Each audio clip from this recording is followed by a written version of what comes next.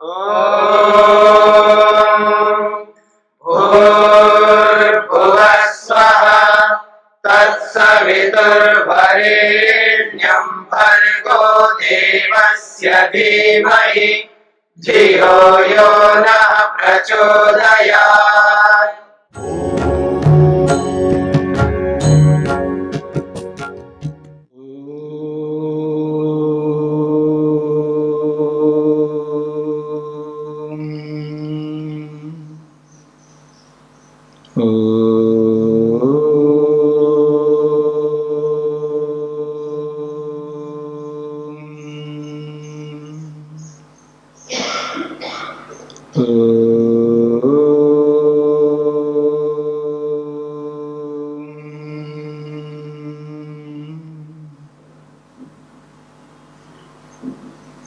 सांख्य दर्शन का 59वां दिन।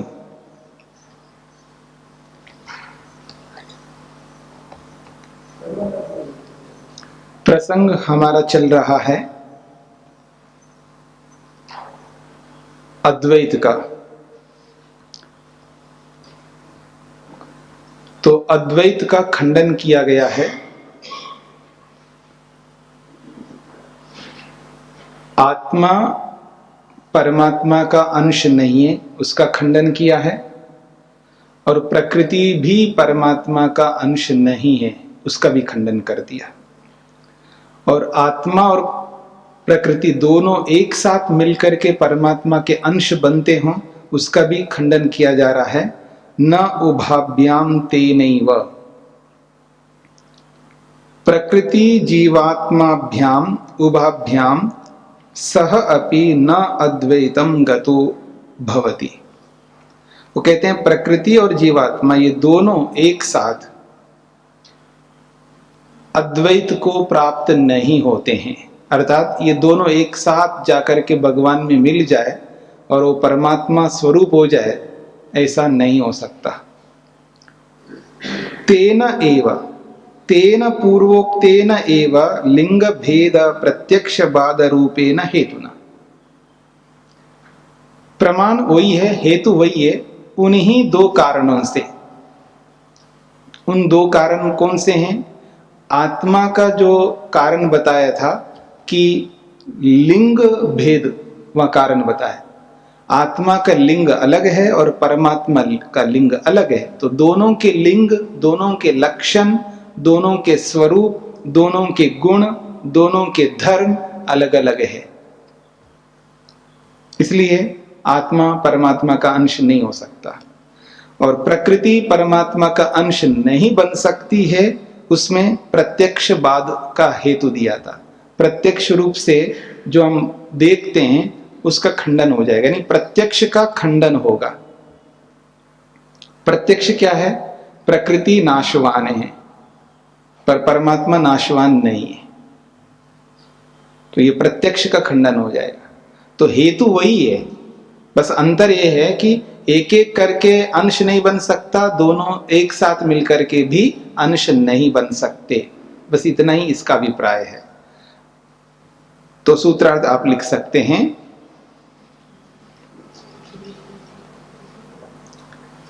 जीव और प्रकृति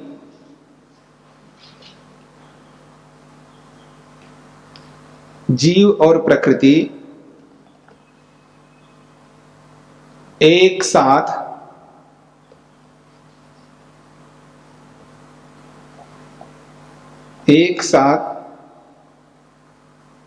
मिलकर,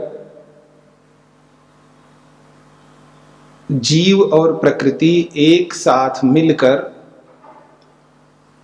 ब्रह्म के अंश नहीं बन सकते। ब्रह्म के अंश नहीं बन सकते।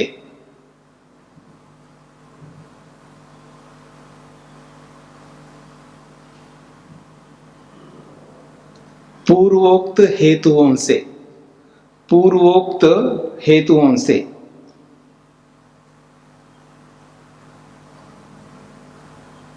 अर्थात लिंग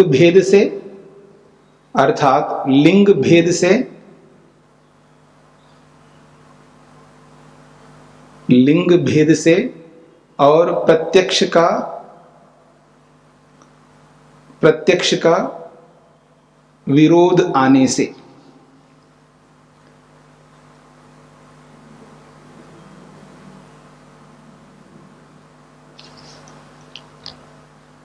हाँ जी, अब एक प्रश्न किया जा रहा है।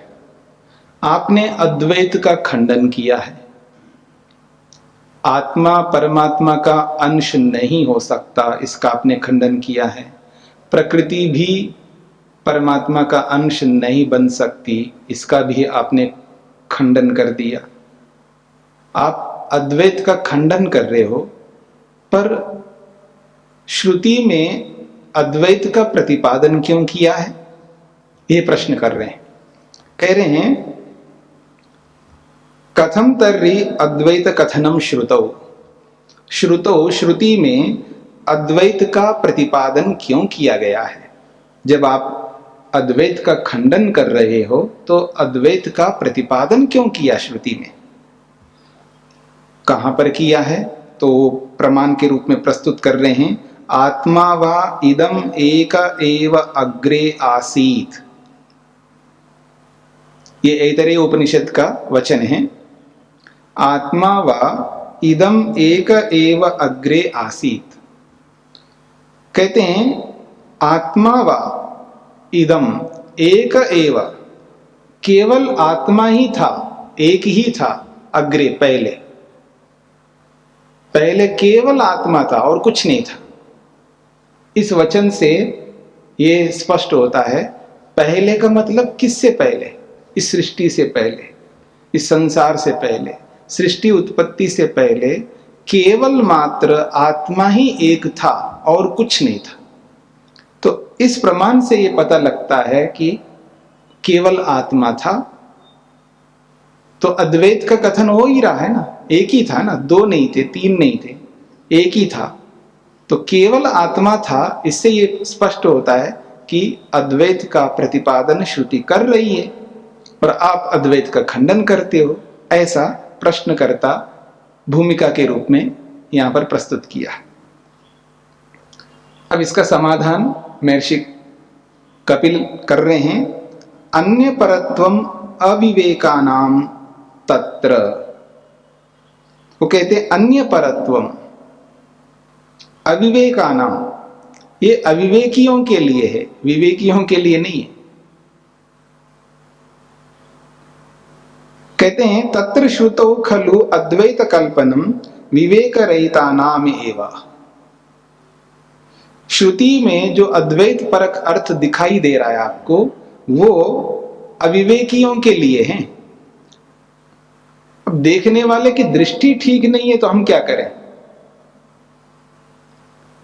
मतलब देखने वाला अपनी दृष्टि को ठीक नहीं रखता हुआ देख रहा है तो उसके लिए अद्वैत है। तो अविवेकी व्यक्ति के लिए अद्वैत है, विवेकी व्यक्ति के लिए अद्वैत नहीं है। देखिए महर्षि कपिल ने कितने स्पष्ट शब्दों में कहा है।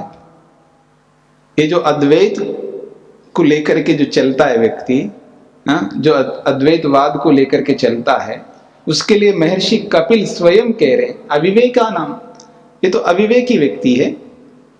जो अद्वैत को लेकर के चल रहा हो तो अविवेकी के लिए, विवेकी व्यक्ति के लिए नहीं है। क्यों अविवेकी ऐसा क्यों मानता है, क्योंकि वहां अन्य परत्वम, किसी अन्य दृष्टि से वहां पर ऐसा कहा गया है। श्रुते है अन्य परत्वम सृष्टि रचना परत्वम अस्ति। आत्मा व इदम एक एव अग्रे आसीत, ये जो कथन है, ये कथन जो है सृष्टि परक है, सृष्टि की उत्पत्ति को ध्यान में रख करके कथन किया गया है। इसलिए कह रहे हैं सृष्टि रचना परत्वमस्ति, सृष्टि के रचना को करने को ध्यान में रख करके, सृष्टि रचना को ध्यान में रख करके, सृष्टि उत्पत्ति को ध्यान में रख करके वो श्रुति है। और उसको आप सृष्टि रचना परक ना लेकर के अपने परक अर्थ कर रहे हो तो अविवेक के कारण से कर रहे हैं आप। आत्मा व इदम एक एव अग्रे आसीत न अन्य किंचन मिशत। स ईक्षते लोकान्नु सृजा इति। अब पूरे वचन को तो आप पढ़ते नहीं हो, पूर्वापर प्रसंग को जानते नहीं हो, बस एक वचन को पकड़ करके आप बोलते हो कि अद्वैत है, शास्त्र कहता है अद्वैत है। द्वैत कहाँ है, त्रैत कहाँ है? दुनिया में तो एक ही वस्तु है। कितना बड़ा भारी संकट की बात है। एक वस्तु को मान करके दुनिया में कोई व्यवहार नहीं कर सकते आप, किसी भी प्रकार का व्यवहार नहीं कर सकते आप। यदि दुनिया में एक ही वस्तु हो, उस एक वस्तु को लेकर के आप व्यवहार कैसे करेंगे, किसके साथ करोगे? व्यवहार के लिए कम से कम दो होना चाहिए, व्यवहार के लिए कम से कम दो होना चाहिए।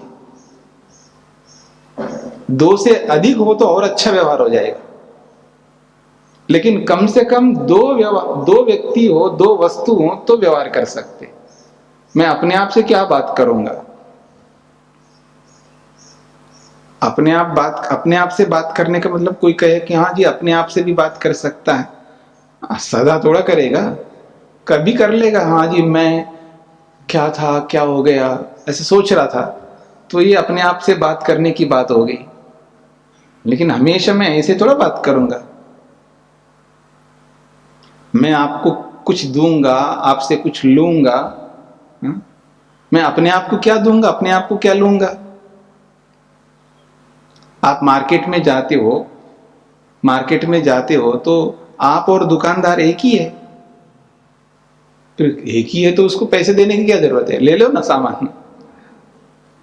अरे जो ले रहे हो वो और मैं एक ही चीज है, फिर लेना क्या है? मैं अपने आप को ले रहा हूं क्या? मतलब सब्जी भी मैं और मैं भी सब्जी। मतलब सब्जी क्या है? मैं हूं, और मैं क्या है? सब्जी। सब्जी को अलग मानना पड़ेगा मेरे को, और सब्जी देने वाले को भी अलग मानना पड़ेगा, और लेने वाले को भी अलग मानना पड़ेगा। यानी खरीदार अलग है, खरीदी जो जा रही है वस्तु वो अलग है, और बेचने वाला अलग है। ठीक है ना? तो आपको व्यवहार करने के लिए कम से कम दो चाहिए, और दो से अधिक हो तो बहुत अच्छा व्यवहार हो सकता है। इसके बिना दुनिया में कोई नहीं जी सकता।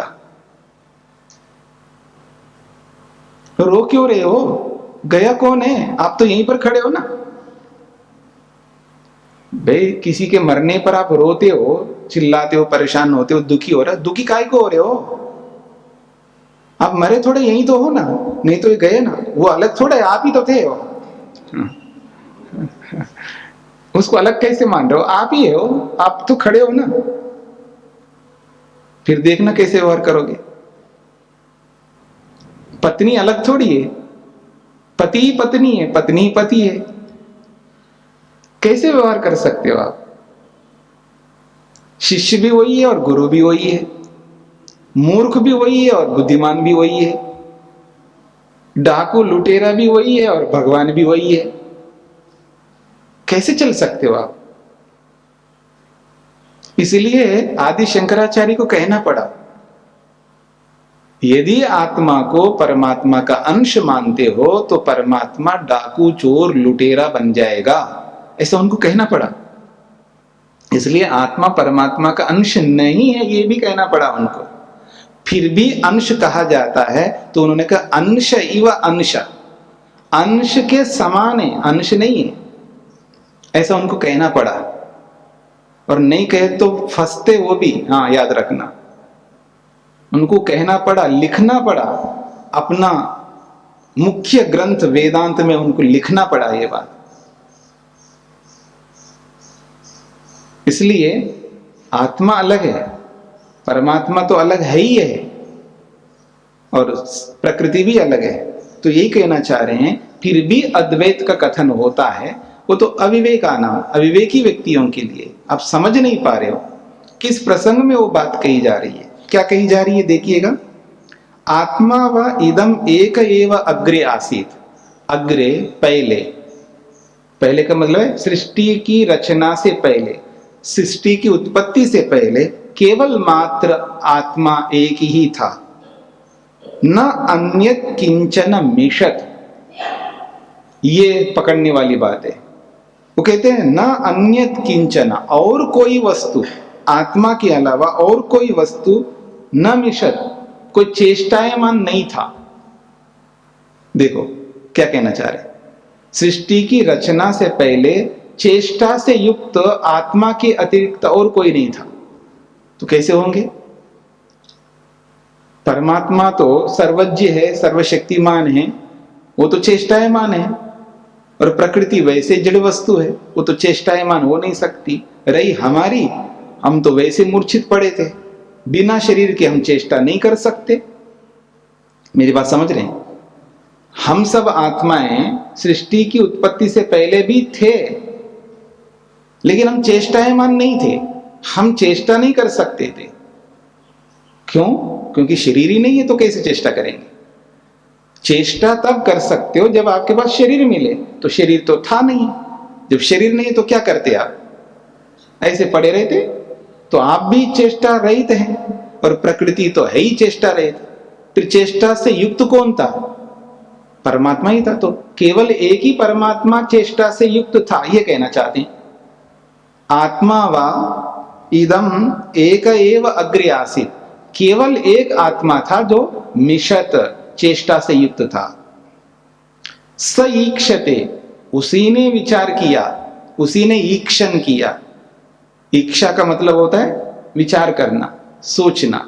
अब आप मैं तो सोच नहीं सकते थे प्रलय में, सृष्टि की उत्पत्ति से पहले हम कैसे सोच सकते? सोचने के लिए मन ही नहीं हमारे पास में, तो हम तो नहीं विचार कर सकते, ईक्षण कर सकते, सोच सकते, और जड़ वस्तु वैसे नहीं कर सकती।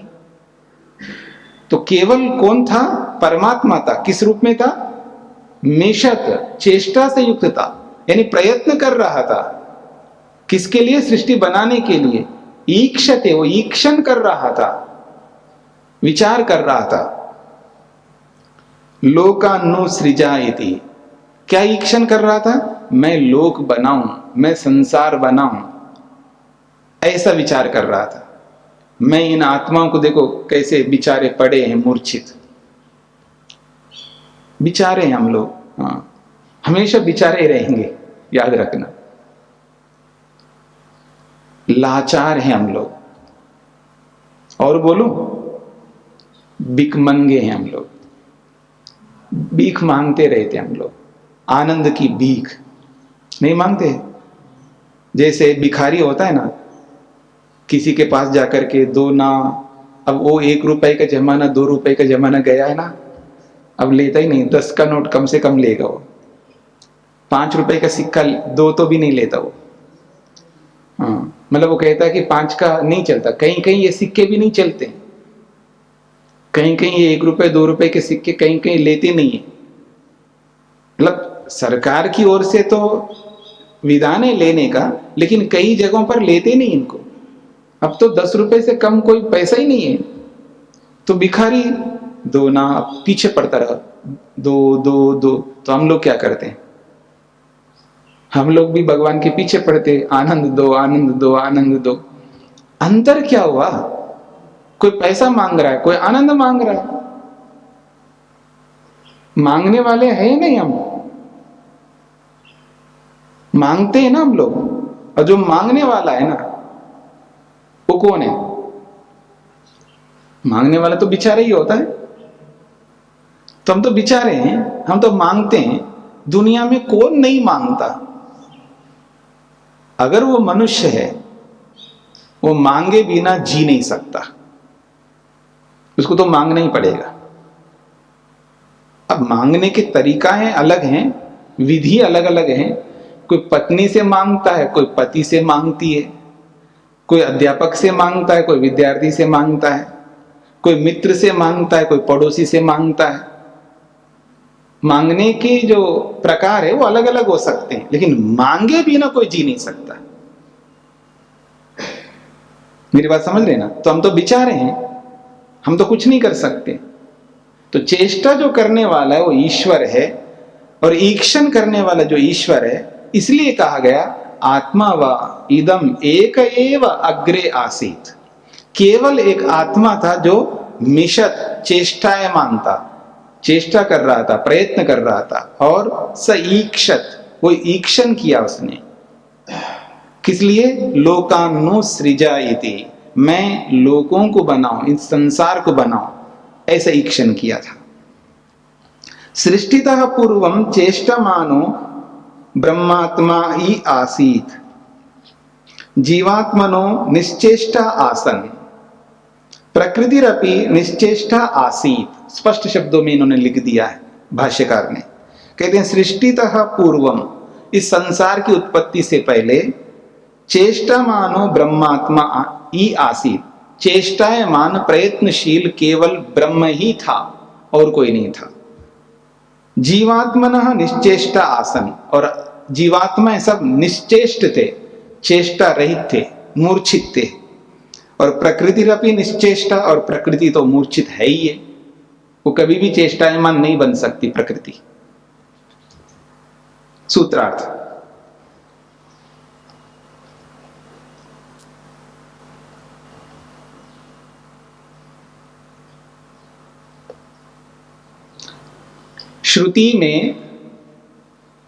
श्रुति में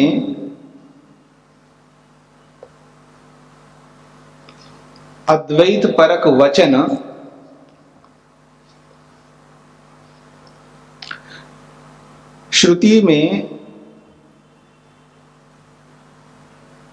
अद्वैत परक वचन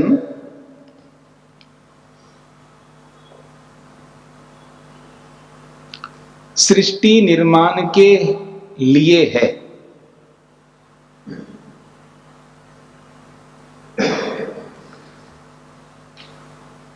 श्रुति में अद्वैत परक वचन सृष्टि निर्माण के लिए है।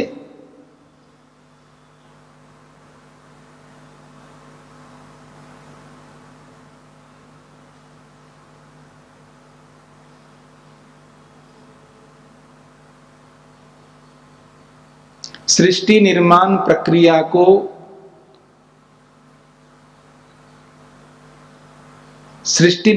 प्रक्रिया को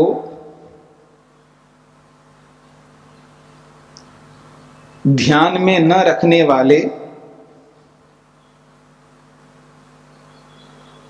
सृष्टि निर्माण की प्रक्रिया को ध्यान में न रखने वाले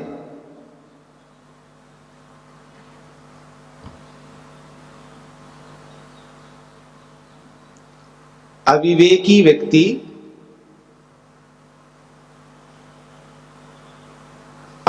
व्यक्ति उस वचन को अद्वैत परक अर्थ करते हैं।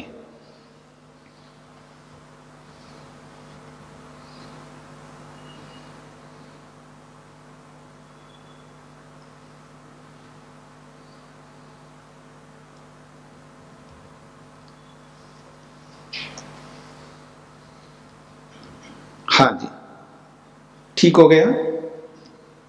अब एक प्रश्न किया जा रहा है भूमिका के रूप में। भवतु श्रुति सृष्टि रचना परा, ये जो श्रुति है आपने दी है, ये श्रुति सृष्टि रचना परक हो, हमें कोई आपत्ति नहीं। सृष्टि निर्माण परक ये श्रुति है, परंतु हमारा एक प्रश्न है, तत्र जगत कारणत्वम किम, जगत का कारण कौन है? ब्रह्मात्मनः किम उपादानम, क्या इस जगत का उपादान कारण परमात्मा है? किम उपादानत्वेन स्वीक्रियते, क्या उपादान के रूप में ब्रह्मात्मा को परमात्मा को स्वीकार किया जाता है? न वा, अथवा नहीं। इति आकांक्षायाम, इस आकांक्षा में अगले सूत्र को स्पष्ट किया जा रहा है। प्रश्न स्पष्ट हो गए जी? यानी सृष्टि की उत्पत्ति तो हो गई, स्वीकार की जा रही है, स्वीकार किया ही जा रहा है, पर इस सृष्टि का उपादान कारण, रॉ मेटीरियल कौन है? परमात्मा स्वयं है। क्योंकि बहुत सारे लोग मानते हैं अपने में से ही निकाल करके बनाता है, यानी उसके अंदर ऐसा धर्म है, नाशवान धर्म, एक ही वस्तु में दो विरोधी धर्म नहीं रह सकते, याद रखना। एक तत्व में दो विरोधी गुण नहीं रह सकते। वो साकार भी है और निराकार भी है, कितना ही बोलते रहो आप। ये वही व्यक्ति बोल सकता है जो शास्त्र को नहीं जानता या प्रमाण को नहीं समझता, क्योंकि किसी भी बात को, दुनिया में किसी भी बात को समझने के लिए प्रमाण की आवश्यकता होती है, और दुनिया में कोई ऐसा व्यक्ति नहीं है जो बिना प्रमाण के जीता हो। दुनिया में कोई एक ऐसा मनुष्य आप दिखा नहीं सकते जो बिना प्रमाण के ही जीवन बिताता हो। और एक बात, दुनिया में कोई ऐसा मनुष्य नहीं है जो शब्द प्रमाण को स्वीकार नहीं करता हो। यह भी बात समझ लेना, दुनिया में कोई ऐसा मनुष्य नहीं है जो शब्द प्रमाण को अस्वीकार करता हो। ये जो साइंस के लोग हैं, साइंस के लोग कौन होते हैं? जो साइंस को पूरा नहीं जानते। हाँ, ये मेरी बात को समझ लेना। जो पूरा जानते हैं ना, साइंटिस्ट होते हैं ना, वो ऐसे नहीं बोलते। और जो साइंस को बिल्कुल नहीं जानते हैं ना, वो लोग भी क्या बोलेंगे। लेकिन वो लोग बोलते रहते हैं जो साइंस को कम जानते हैं। हो सकता वो एमएससी होंगे, बीएससी होंगे, हाँ डॉक्टरेट भी किया होगा, ये सब कुछ हो सकते हैं। वो कुछ ऐसी बातें बोलते रहते हैं, उससे पता लगता है तो वो साइंस को ढंग से नहीं जानते। उनके सामने जब हम कहते हैं वेद कहता है, झट बोल देते, वेद को नहीं मानते। शास्त्र ऐसा कहता है, शास्त्र को हम नहीं मानते। और जो आदमी प्रमाण को अस्वीकार करता है ना, तो समझ लेना वो प्रमाणों को समझा नहीं है। ठीक है, तो जो अच्छे साइंटिस्ट होते हैं ना, बड़े बड़े साइंटिस्ट होते हैं, वो ऐसी बात करते नहीं है, क्योंकि दुनिया में कोई ऐसा व्यक्ति नहीं है जो शब्द प्रमाण को अस्वीकार करता हो। ये जो बीएससी एमएससी करने वाले हैं, उनके पास जितना भी ज्ञान है ना, नॉलेज है ना, वो सारा का सारा शब्द प्रमाण के आधार पर है। वो जाकर कोई एटम को थोड़ा देखा है उसने, वो न्यूट्रॉन, इलेक्ट्रॉन, प्रोटॉन, इन सबको थोड़ा देखा है उसने, क्वार्क्स, वो ये सब देखा थोड़ा है उसने। उसके पास जितना भी नॉलेज है ना, उसका, अब मैं उसको जगह की दृष्टि से बताऊं ना, स्पेस की दृष्टि से कितना नॉलेज है उसके पास में। ये जो मेरी दोनों उंगलियों के बीच में जो स्पेस है ना, इतना उसके पास प्रत्यक्ष है। मेरी बात समझ रहे हैं ना? उसका जो प्रत्यक्ष नॉलेज है ना, साक्षात देखा हुआ जो जानता है ना, जो बिना देखे मैं नहीं मानता हूं ऐसा जो समझता है ना, उसका जो प्रत्यक्ष है इतना है। दो उंगलियों के बीच में जितना स्पेस है ना, इतना है उसके पास नॉलेज। और वो अनुमान से बहुत जानता है, अनुमान प्रमाण से। उसका जो अनुमान है इतना है। कितना है जी? बहुत पे। इतना और इतने में कितना ज्यादा अंतर है। उसका अनुमान का जो नॉलेज है वो इतना है, और उसके पास और जो दिमाग में भर रखा है ना नॉलेज, जिसको हम मोटी भाषा में कहते हैं, उसकी खोपड़ी में जो नॉलेज भरा हुआ है वो कितना है? शब्द प्रमाण का इतना है। इतना शब्द प्रमाण का है उसके पास में। वो खुद शब्द प्रमाण से मान करके चलता है, फिर रट लगा रखा, बिना देखे नहीं मानता, बिना देखे नहीं मानता। अरे आपने किस किस को देख करके माना है? बहुत कम देखता है आदमी, बहुत कम प्रत्यक्ष करता है। हाँ ठीक है, आपने अपेक्षा से हमसे ज्यादा देखा होगा, मान सकते आपको, ठीक है ना। हो सकता है कोई किसी से ज्यादा प्रत्यक्ष किया होगा, उसमें क्या आपत्ति है हमको। लेकिन उसका जितना भी प्रत्यक्ष है वो बहुत थोड़ा है। उसके पास में दुनिया में सबसे ज्यादा नॉलेज शब्द प्रमाण का होता है, याद रखना। अब याद रख लेना, वो कितना ही बड़ा आदमी हो, वो साइंटिस्ट हो चाहे वो कोई भी हो, दुनिया में मनुष्य के पास जितना भी नॉलेज है उसका 90%, 80% मान लो, 70% मान लो, मेरे कोई दिक्कत नहीं है।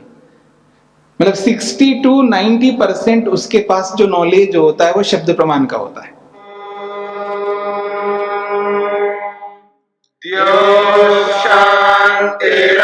शान्तिरन्तरिक्षं शान्ति पृथिवी शान्तिरापः शान्तिरोषधयः शान्तिः वनस्पतयः शान्तिर्विश्वे देवाः शान्तिर्ब्रह्म शान्ति सर्वं शान्ति शान्तिरेव शान्ति क्षमा शान्तिरेधि ॐ शान्ति शान्ति शान्ति